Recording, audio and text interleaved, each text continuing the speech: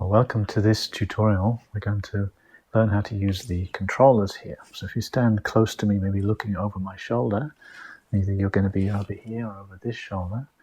We've got a few images to show as well, which will be over in this part in a moment. But here's the controllers, and I'll give you some idea of how these work. These are our virtual controllers, specially designed for AVA360VR.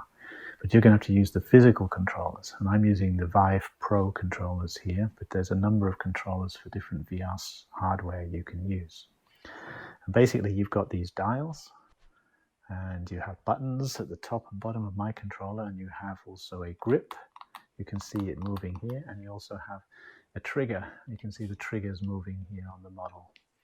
And now you can do all sorts of stuff with these. So this is the standard controller everybody has. But if we just turn to look over here now, we'll see that there's different models. This is the one I'm using here, the Vive Pro. And you can see it's got a trigger on the back. Here's the trigger here. It's got a touchpad here, which you can move your thumb around and then press down. And then it's got these grip buttons. You see the grip button here. And then it's got a button at the bottom, which is basically to go out of the game into Steam VR. And then a button at the top, which on the right and left controller does different things, as you'll see in a moment. But then there are other controllers. So here is the Vive Cosmos, or the HTC Cosmos. And you see this has a totally different shape. It has a grip buttons at the side, and then at the front of this would be a trigger. It has a joystick instead of a touchpad, which you can rotate around and then press to get certain actions to happen.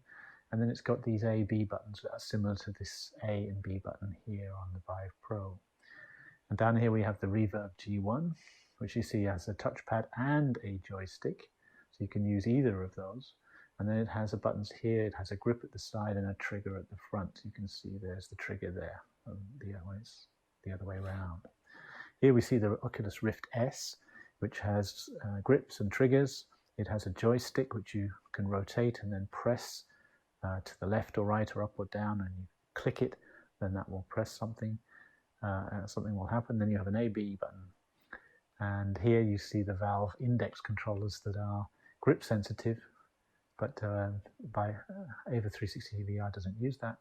You put your hands in, you tighten them up, and then you can grip at the sides. There's a trigger at the front. You've got both a sort of slider touchpad as well as a joystick here, and then an A-B button. You're going to have to figure out which buttons of these little buttons A and B do what in relation to AVA.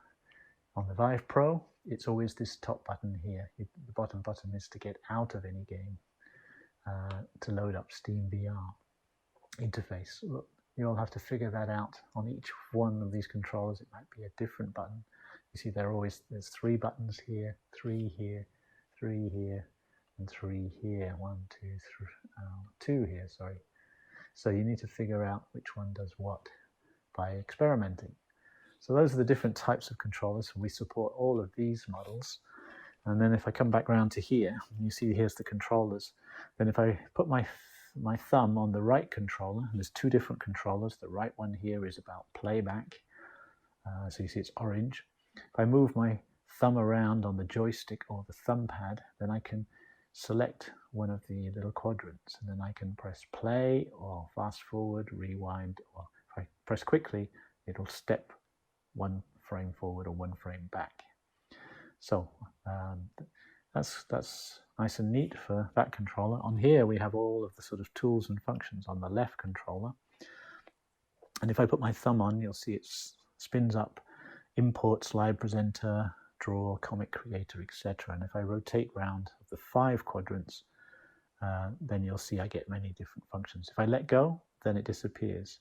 And if I want something to happen, I just point at it. And with the raycast, then that will then happen for that particular tool or function that I've chosen. If I do a long press, then it will stay there, so I can always quickly go back to it. Another long press and it will disappear. So touch, let go, touch, let go, touch, let go. But press, clicks, then you can keep something there. Then you have to press again to get another one to appear, and it will always be there. So you have a number of modes there about how the display that you want. Then there's, of course, the trigger, and the trigger is with the raycast on the right controller. You see this blue line or green line. Then that's then you can select things. So you can point at something, like I can point at one of these images, and I can grip it, and then I can move it. So you might be, you select something and point, and then it will happen. I could get rid of this image if I wanted by clicking on the X and using the trigger. Then this trigger here would do that. And there's a trigger also on this side which does other functions. And then there's the buttons at the top. You see there's a button at the top right on the right controller here, and that says speaker. If I press that one, I will get an audio volume level, master volume level. And if I click on this one, I can actually rotate the whole scene. But that's for another little quick tutorial later. So those are some of the basic functions like, of using the right and left controller. And you can't switch those around. So if you're left-handed, this is the way that they're set up. And you can then manipulate all sorts of objects and videos. As you saw, I can pick things up, I can move things, I can zoom them in and out. Using the grips, for example, if I point at one of these and then I use the grip, I can move it. But if I grip the left controller, then I can zoom it in and out at the same time, just by moving my hands apart or together again.